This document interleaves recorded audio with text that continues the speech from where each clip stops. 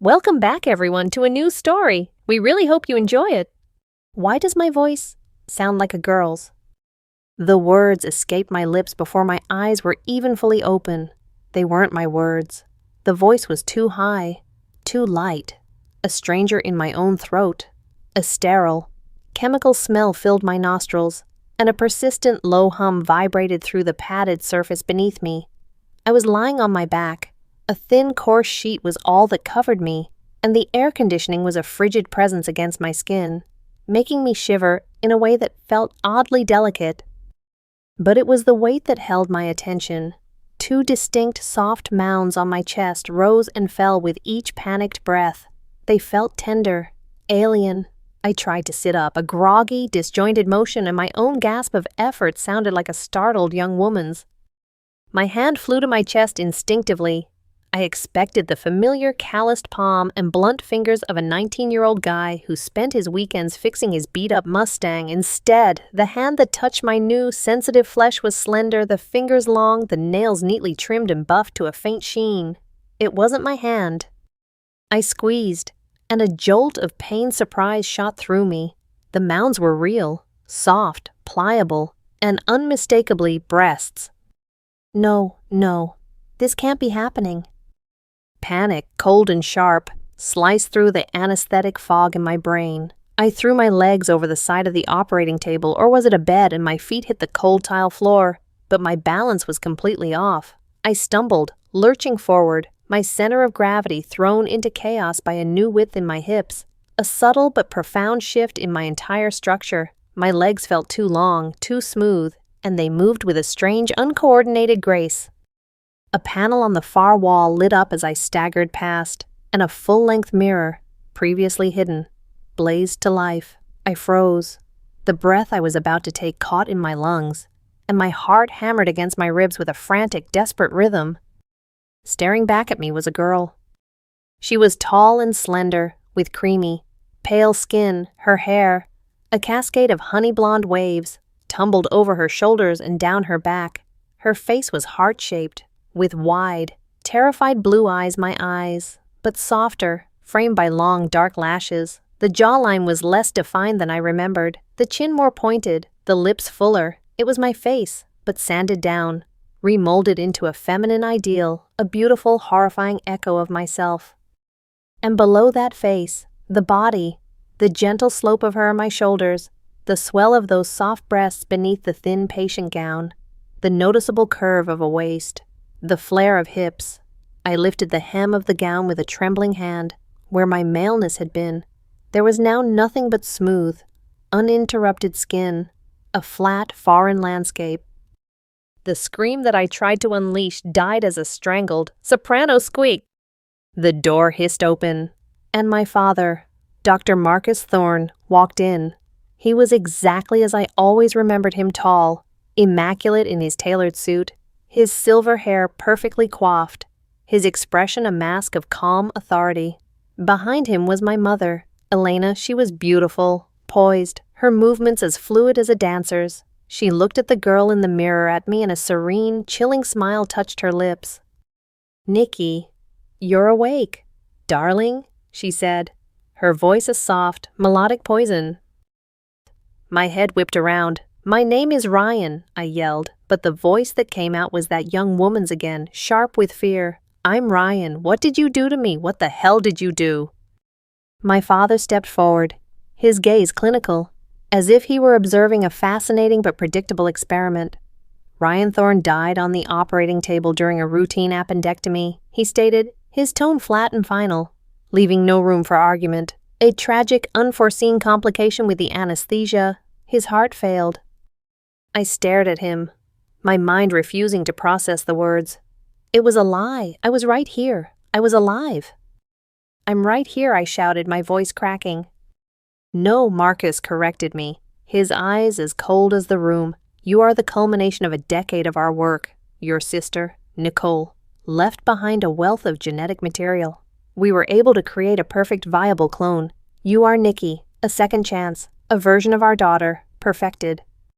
A wave of nausea and icy dread washed over me. Nicole, my older sister, who had died in a car crash 5 years ago. My parents had never recovered. They had preserved her room like a shrine, spoken of her like a saint, and now they hadn't just grieved, they had schemed. They hadn't wanted their son. They had wanted their daughter back. My mother glided toward me, her hands reaching out. I flinched back, stumbling again. This new body was a clumsy, foreign vessel I didn't know how to pilot. "Don't touch me." Elena's smile didn't falter. It was the most terrifying thing I had ever seen. "Shh, Nikki, you've been through a lot. You're confused, but we're here now. We'll take care of you. We'll teach you everything you need to know." My knees gave out and I crumpled to the floor, the thin gown bunching around my new hips. I looked down at the pale, slender legs, the delicate feet. I was trapped. I was a prisoner in a stranger's body, a body that was a ghost, a copy. They hadn't just taken my life. They had erased me and replaced me with a doll crafted from my sister's DNA. And as I sobbed on the cold floor, the sounds that came from me were not my own. They were the broken, feminine cries of a girl named Nikki. My prison was painted in shades of lavender and cream. It had been Nicole's room, and my parents had left it untouched, a perfect time capsule of the daughter they had lost. Now it was mine. A faint scent of her floral perfume still clung to the lace curtains. The shelves were lined with her books, the closet filled with her clothes. On the polished cherry-wood vanity sat her silver-backed brush and a collection of perfume bottles that glittered like jewels. Everything in this room screamed her name, a constant, suffocating reminder that I was an imposter. I was never left alone for long. Every morning, like clockwork, my mother would enter with a gentle knock, carrying a basket. Inside would be my uniform for the day, my re-education, as she called it. "Good morning, Nikki, dear," she'd say, her voice always infuriatingly pleasant. "Time to get you ready." The first time, I fought. When she pulled out a delicate-looking contraption of white lace and silk, I recoiled. "I'm not wearing that." It was a bra, a lacy, underwired thing that looked both flimsy and complex. "Of course you are, sweetie," Elena said, her patience as unyielding as steel. All young women need proper support. I scrambled to the other side of the bed, but this body had none of the wiry strength I was used to. My movements were less powerful, my limbs weaker. She cornered me easily, her grip on my arms surprisingly strong. The struggle was short and humiliating. I ended up sitting on the edge of the bed, trembling with rage and shame, while she fastened the clasp behind my back. The sensation was bizarre. The fabric felt cool and smooth against my skin, but the structure of it was confining. It lifted and separated my new breasts, making them feel even more prominent, more real. I could feel the underwire pressing against my ribs with every breath.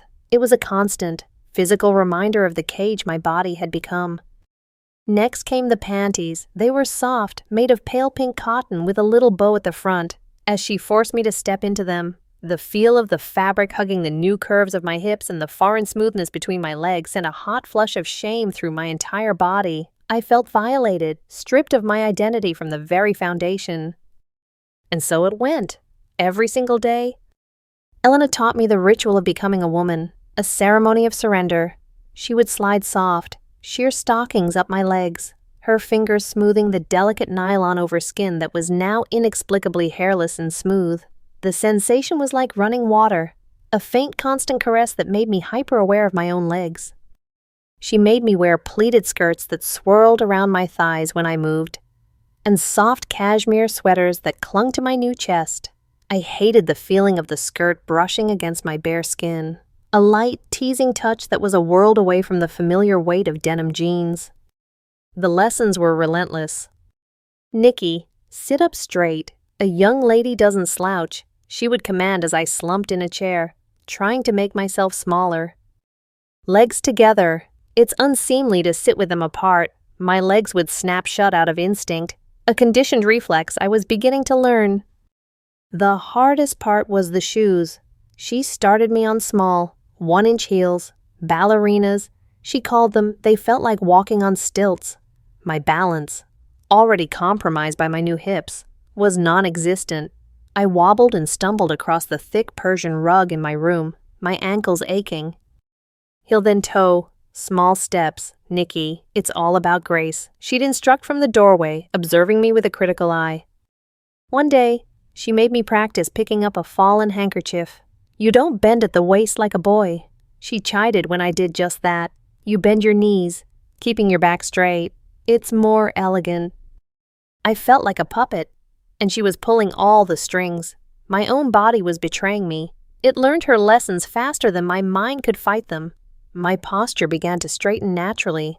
I found myself automatically crossing my legs when I sat. My walk was slowly losing its clumsy, desperate quality and morphing into something more measured, more fluid. My voice was another battleground. My natural instinct was to speak from my chest, but the vocal cords I now possessed didn't cooperate. My attempts at my old voice just came out as a hoarse, strained whisper. Speak from higher in your chest. Dear, Elena would coach. Let the sound be light and airy. She made me repeat phrases over and over. Hello, it's a pleasure to meet you. May I please have a glass of water?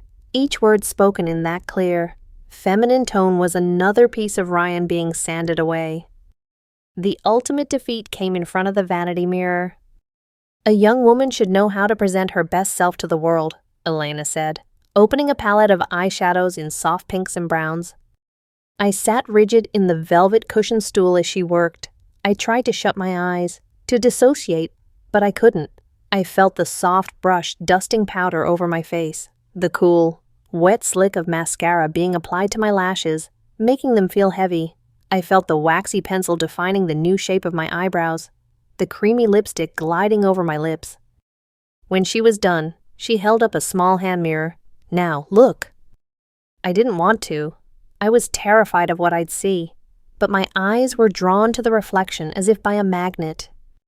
It was her, the girl from the operating room, but now she was polished. Her blue eyes looked enormous, framed by dark lashes. Her skin was flawless. Her cheeks held a soft, rosy blush, and her lips were a gentle, glossy pink. She was beautiful, heartbreakingly, undeniably beautiful. And for the first time, a terrifying new emotion flickered inside me, mingling with the fear and the shame. It was a sliver of detached curiosity, a flicker of morbid fascination. Who was this person in the mirror? She looked like me, but she was a stranger so lovely that it was impossible to completely hate her. That night, after my parents had left me locked in my room, I stood in front of the full-length mirror, wearing a soft silk nightgown they had given me. The fabric felt impossibly smooth against my skin. I tentatively touched my face, my long hair, the curve of my hip. My name is Ryan, I thought, a desperate mantra in the silence of my mind. But as I stared at the reflection of the beautiful, sad girl in the mirror, a voice in my head, one that sounded disturbingly like my own new, higher voice, whispered back a terrifying question. Is it, though? 2 months passed in a blur of pastel color conditioning. My father, Marcus, eventually decreed that my recovery was complete. My official story was that Nikki Thorne, after a terrible accident that claimed the life of her brother Ryan, had suffered from prolonged amnesia. Now, miraculously, she was well enough to resume her studies at the local university where Nicole had been a student. It was a sick, twisted narrative, but one they had meticulously crafted, complete with forged medical documents. My first day back on campus felt like walking into my own execution. Elena had chosen my outfit with surgical precision, a simple, light blue sundress that fell just to my knees, a white cardigan, and sensible but feminine white ballet flats. My long blonde hair was pulled back into a high, sleek ponytail that swished against my back with every step. I clutched my new leather satchel to my chest like a shield. Every sensation was amplified. The gentle breeze felt different, lifting the hem of my skirt and cooling my bare legs. The soft cotton of the dress was a constant presence against my skin. I walked differently, too. The countless hours of practice in my room had paid off. My steps were even and controlled, my hips swaying in a gentle, rhythmic way I couldn't seem to stop. I was performing the part of Nikki flawlessly, and I hated myself for it. The campus was just as I remembered it, yet everything felt alien. I was seeing it through new eyes. Male students, guys I would have once shared a casual nod with, now looked at me differently. Their eyes would linger for a second too long. Some would offer small, shy smiles. I heard snippets of conversation as I passed. Who's that she's new? Wow, she's beautiful. Each comment was a fresh stab of humiliation. I felt my cheeks burn with a blush that was mortifyingly real. This body reacted on its own, a traitorous vessel of feminine responses. I wasn't Ryan, an average guy they'd ignore. I was Nikki, an object of attention, of appraisal. I made my way to the campus coffee shop, a place I used to frequent with my friends. I just needed a moment to breathe, to hide in a corner and pretend I didn't exist. I ordered a black coffee, my old standby, but my new voice came out so softly the barista had to ask me to repeat myself. I found an empty table near the back and huddled over the steaming cup, trying to disappear, and that's when I saw him. Daniel. He had been Nicole's boyfriend. More than that, he had been a fixture in our house for years, like an older brother to me. He was kind, steady, and had loved my sister with a fierce, quiet devotion. His heart had been shattered when she died. He was standing in line, looking older than I remembered. There were faint lines of grief etched around his eyes. He hadn't seen me. My first instinct was to run, to get out before he could, but I was frozen, my limbs locked in place. He finally turned, his coffee in hand, and his eyes swept the room. They passed over me once, then snapped back, widening in disbelief. He stopped dead in his tracks. The coffee cup trembled in his hand. He walked toward my table, his steps slow, hesitant, as if approaching a ghost. I could feel my heart pounding in my throat, a wild, trapped bird. "Nicole," he whispered, his voice thick with a mixture of shock and hope. He stopped in front of my table, his eyes, bloodshot and full of raw emotion, scanning my face. I couldn't speak. My throat was tight, the words trapped. All the voice coaching, all the lessons, evaporated in the face of his raw, honest grief. It's really you," he breathed, a tear tracing a path down his cheek. He reached out, his hand shaking, and gently took mine where it rested on the table. "Nicole, you're alive." The moment his skin touched mine, a jolt, like a tiny burst of electricity, shot up my arm. My body reacted with an instantaneous, overwhelming blush that spread from my neck to my ears. My heart didn't just pound, it ached, a strange, painful squeezing sensation in my chest. This body, this girl's body, was responding to him with an intensity that terrified me.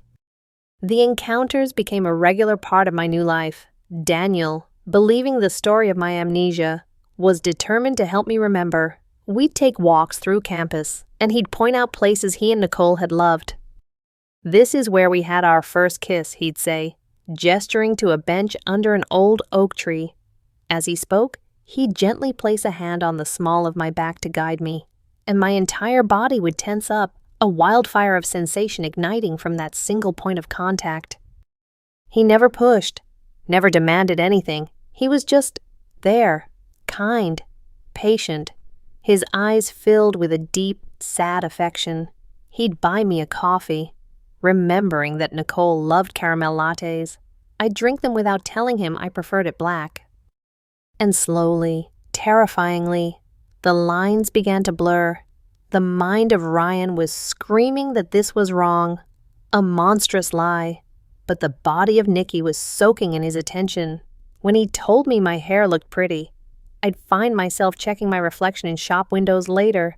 When he complimented the blue dress, I made a mental note to wear it again. One afternoon, studying in the library, I felt cold. Before I could say anything, Daniel was shrugging off his university hoodie and draping it over my shoulders. It was huge on me. It smelled of him, a faint scent of soap and something uniquely masculine. I pulled it tighter around myself, and for a moment, the warmth felt like a genuine comfort, not a lie. "I've missed you so much, Nicole," he murmured, his voice soft, as he watched me. A hot blush flooded my cheeks, and my gaze dropped to the textbook I wasn't reading. The feeling his words sparked was confusing. It wasn't entirely unpleasant. It was a strange cocktail of guilt, fear, and a tiny fluttering warmth in the pit of my stomach. That night, back in my sterile prison of a room, I found myself getting ready for bed with a new disturbing thought process. I brushed my long hair not as a chore, but until it shone. Remembering how Daniel's eyes had followed its movement, I applied a light, moisturizing lotion to my hands and arms, the ones he sometimes touched so gently. I was starting to care for this body not as a cage, but as myself. The inner conflict was a constant storm. Ryan was still there, horrified, disgusted. This is Daniel. A part of me would rage. He thinks you're your dead sister. He's in love with a ghost. But another part of me, a softer, quieter voice that was growing stronger every day, would whisper back, "But he's so kind. He looks at you like you're the only person in the world." I was caught in a tug of war, and I didn't know who was winning anymore. I began to ask myself a question that kept me awake at night, staring at the ceiling in the dark. If Daniel ever found out I was Ryan, how would he look at me then? The thought was more frightening than anything my parents had ever done. The digital world is a place with no secrets. Daniel, in his gentle effort to jog my memory, had taken a picture of us one afternoon. We were sitting on a campus lawn, a half-eaten pizza between us, and I was laughing. It was a genuine laugh, a high, musical sound that had startled even me. He had looked so pleased when it happened. He'd snapped the picture with his phone and, with a hopeful smile, posted it online with the caption, "Look who's back and smiling again. So good to have you here, Nicole."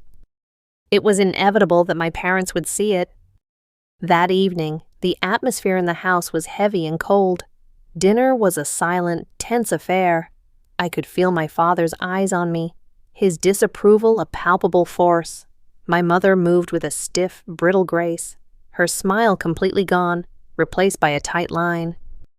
After the plates were cleared, my father motioned for me to join him in his study. The room was his sanctuary: dark wood, leather-bound books, and an air of untouchable authority. My mother followed us in, closing the door with a soft, final click. We saw the picture. Marcus began, his voice dangerously low. He was holding his phone, the image of me and Daniel glowing on the screen. You were with him, Daniel Miller.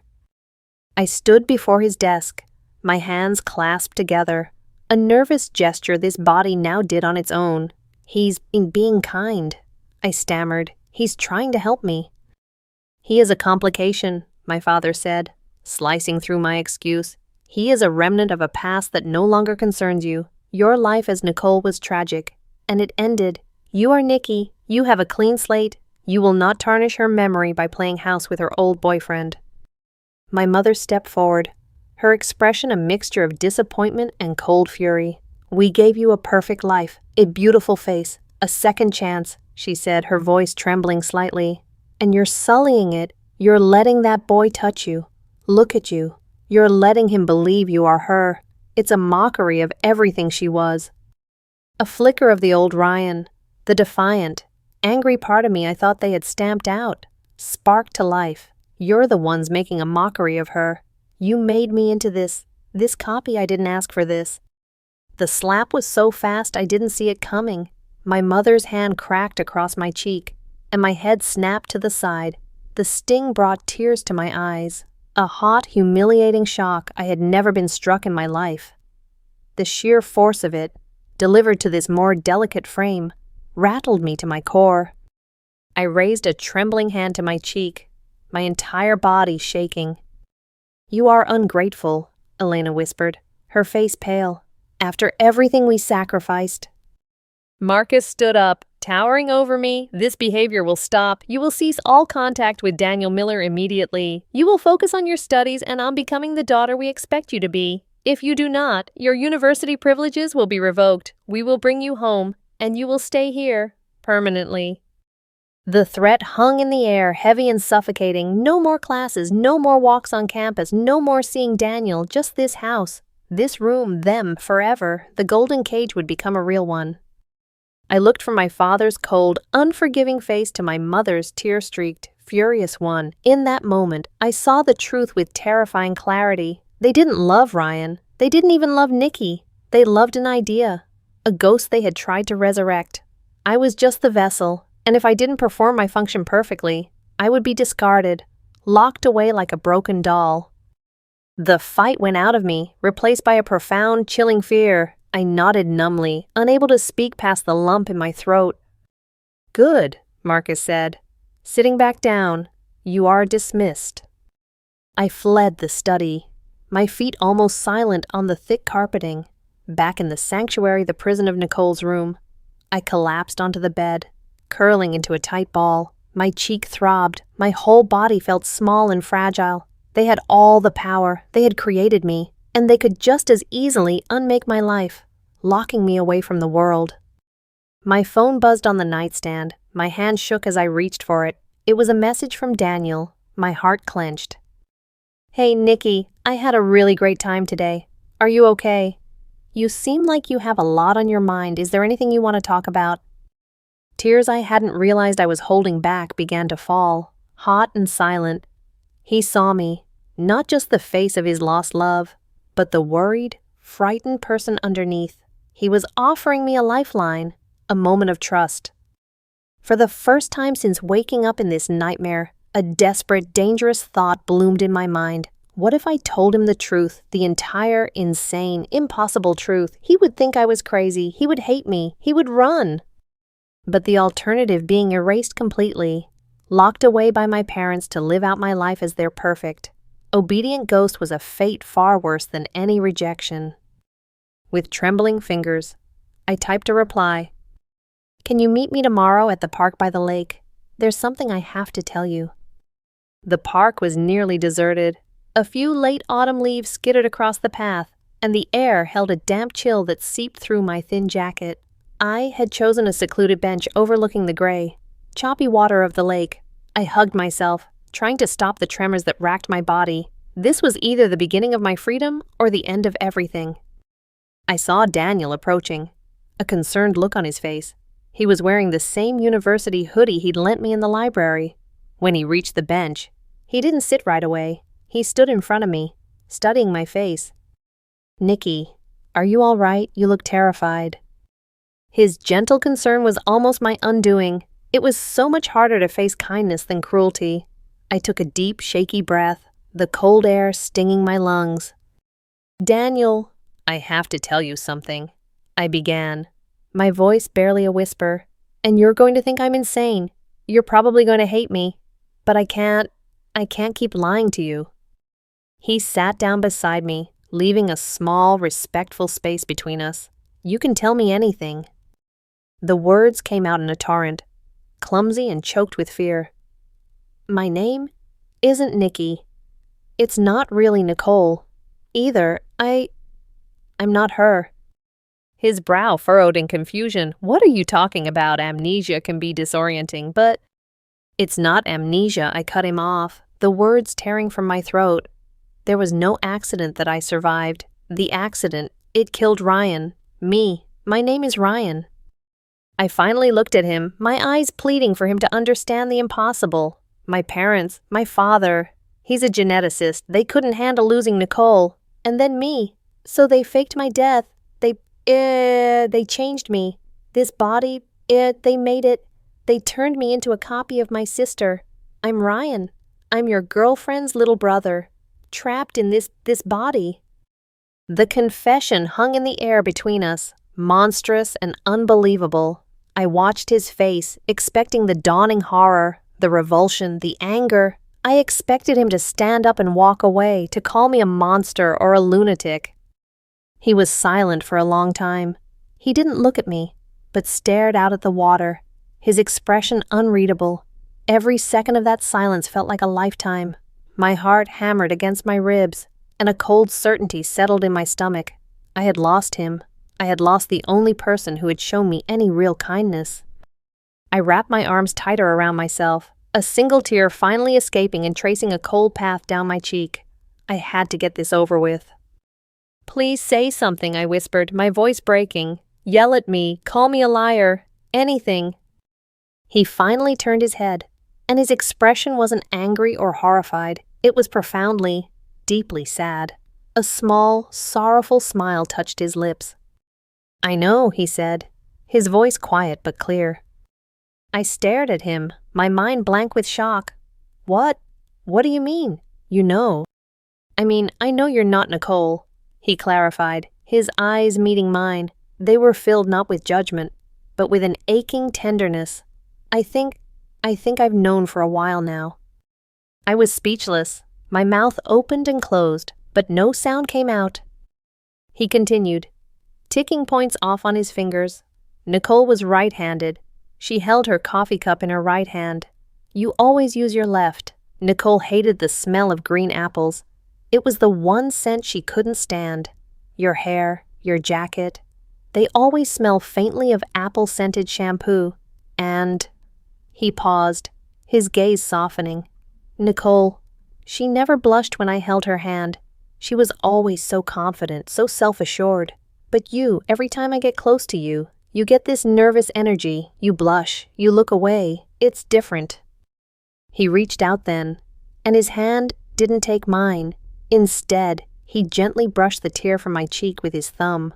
The touch was feather-light, but it sent a shockwave through my entire system.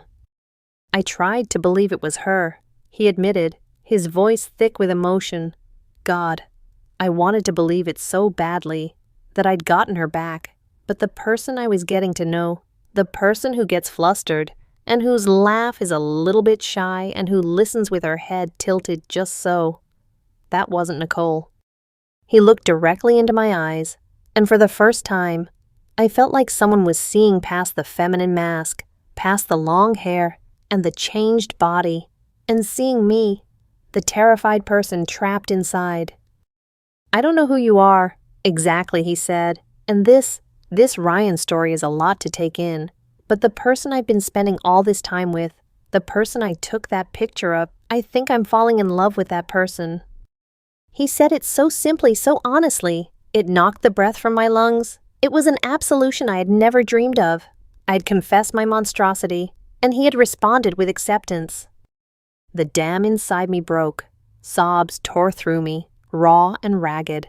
It was the grief for Ryan, the horror of being Nikki, the fear and the confusion, all of it pouring out, and for the first time, someone was there to witness it. Daniel didn't say anything else. He just shifted closer on the bench and wrapped his arms around me, pulling me against his chest. I buried my face in his hoodie, the fabric soft and warm against my tear-soaked skin. His arms were strong and steady around my shaking shoulders. This new body, which had felt like a cage for so long, suddenly just felt held, safe. He wasn't holding the ghost of his dead girlfriend, he was holding me. And in that moment, in that embrace, I wasn't Ryan or Nikki, I was just found. Walking back to my house with Daniel felt like marching toward a battle I was destined to lose. But I wasn't alone anymore. His presence beside me was a silent, solid source of strength. His hand found mine, his fingers lacing through my slender ones, and the simple, reassuring grip was an anchor in the storm of my fear. For the first time, I wasn't being led like a child, I was walking with a partner. When we stepped through the front door, my parents were waiting in the living room, their expressions hardening the moment they saw Daniel. "What is the meaning of this?" my father demanded. Rising from his armchair, I made myself perfectly clear. "You are not to see him." "Nikki, go to your room," my mother commanded, her voice sharp with authority. "We will deal with your disobedience later." I felt a tremor of old fear, the instinct to obey, but then I felt Daniel squeeze my hand, and I stood my ground. I looked at my parents, not as the all-powerful creators who held my life in their hands, but as two broken people who had committed an unspeakable act out of grief. "No," I said. The word was quiet, but it filled the tense silence of the room. It was my voice, the higher, feminine one, but it was imbued with a strength it had never held before. My mother's eyes widened in disbelief. "What did you just say?" "I said no," I repeated, stepping forward slightly. "With Daniel still beside me, I won't be locked away, and my name is not Nikki." I took a deep breath, my heart pounding, but my resolve firm. "I know you lost her. I know you lost me. But what you did, it was wrong. You can't build a shrine out of a living person. You don't love me. You love an idea, a memory. You love a daughter you can control." My father's face was a mask of cold fury. "You are hysterical. This boy has been filling your head with nonsense." "No," Daniel spoke for the first time, his voice calm but unyielding. He told me the truth about everything. He used the pronoun he deliberately, and hearing myself acknowledged as who I truly was inside, felt like a rush of pure oxygen. "I am Ryan," I said, my voice gaining conviction. "I'm Ryan, in this body or any other body. That's who I am. And you have two choices. You can accept me, the real me, the person standing in front of you now, or you will lose me for good. This time, it will be my choice." The ultimatum hung in the air, a final, irrevocable line drawn in the sand. I watched their faces, searching for a flicker of understanding, a hint of remorse. I saw none. Marcus Thorne, the brilliant doctor, looked at me with cold, clinical disappointment, as if his finest creation had revealed a fatal flaw. He saw a failed experiment. Elena, my mother, began to cry, but her tears were not for me. They were tears of frustration, of a shattered dream. She was mourning the perfect daughter she had tried to craft, not the son she was about to lose for a second time. In her eyes, I saw that I would always be a painful reminder of her failure, a flawed copy of Nicole. In that moment, I knew their answer: they would never see me. They would never accept the complicated, messy reality of who I was. They would only ever see the ghost of the girl they wanted me to be. The fight wasn't a loud, screaming match. It was a quiet, heartbreaking death of a relationship that had already been alive for months. There was nothing left to say. With a final sad look at the people who had given me life and then stolen it, I turned around. I didn't say goodbye. My hand, small and delicate, tightened its grip on Daniel's. "Let's go," I said. He nodded, and together, we walked out of that house. The heavy oak door clicked shut behind us, a sound of finality. The cool evening air felt crisp and clean on my skin. I took a deep breath, and for the first time since waking up in that sterile room, it felt like my own. I was walking away from my prison, into an unknown future, with the one person who saw me for who I truly was.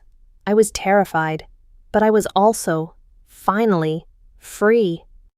The months that followed were a maelstrom of legal battles, therapy sessions, and profound self-discovery. With Daniel's unwavering support and the help of a pro bono lawyer who was horrified by my story, we fought my parents. It wasn't about money or revenge. It was about identity. In the end, I won. I was granted legal emancipation, and a court officially recognized my new reality. The judge, in a landmark decision, allowed me to legally change my gender to female on my documents, a necessity given my physical reality, but I was allowed to reclaim my name. I was Ryan Thorne, female. The paradox felt strangely fitting. Living with Daniel was an education in normalcy. In his small, cluttered apartment, I was no longer an exhibit or an experiment. I was just Ryan. We learned to navigate our strange new reality together. He learned to be patient when I'd have moments of intense dysphoria, staring at my reflection with a sense of detachment. I learned that his love wasn't fragile. It wasn't dependent on me being a perfect girl or the ghost of his past love. Slowly, I began to make peace with the body I was in. It was no longer a prison, but simply mine. The things my mother had forced upon me became choices. I discovered that I actually liked having long hair. It was soft, and I enjoyed the simple, calming ritual of brushing it.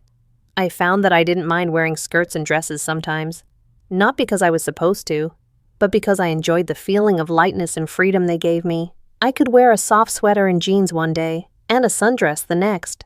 The clothes no longer defined me. I defined them. I learned to care for this body not as a performance for others, but as an act of kindness to myself. I learned the contours of my face, the slope of my shoulders, the way my hips curved. It was a vessel that had carried me through trauma, and it deserved care. It was a part of my story, a part of me. One evening, months later, I was standing in the kitchen, making tea. The apartment was quiet, filled with the comfortable silence that comes with deep companionship. I was wearing a simple pair of gray leggings and one of Daniel's oversized, worn-out t-shirts. My hair was tied up in a messy bun. I felt comfortable. I felt like myself. Daniel came up behind me, wrapping his arms around my waist and resting his chin on my shoulder. I leaned back against his chest, the warmth of his body familiar and safe. He placed a soft kiss on the side of my neck. His hands rested on my stomach, his touch gentle and accepting. "I love you, Ryan," he murmured, his voice a low rumble against my back. The name, my name, spoken so naturally in a moment of such simple intimacy, resonated deep within me. For so long, I had been Nikki, an echo, a replacement. But here, in this moment, I was whole. I turned in his arms to face him, my smaller hands resting on his chest. I looked up into his eyes, and I saw no confusion, no remnant of the girl he had lost. I saw only me. "Thank you," I whispered, my voice thick with an emotion I couldn't quite name. It was gratitude, but it was so much more. Thank you for seeing me, when I couldn't even see myself. He smiled, a genuine, beautiful smile that lit up his entire face. He leaned down and kissed me, a kiss that was not about passion or romance, but about a profound and complete acceptance. As I stood there in his arms, I knew my journey was far from over. There would always be challenges, always moments of confusion, but I was no longer a ghost haunting someone else's life. I was not Nicole's replacement or Marcus's experiment.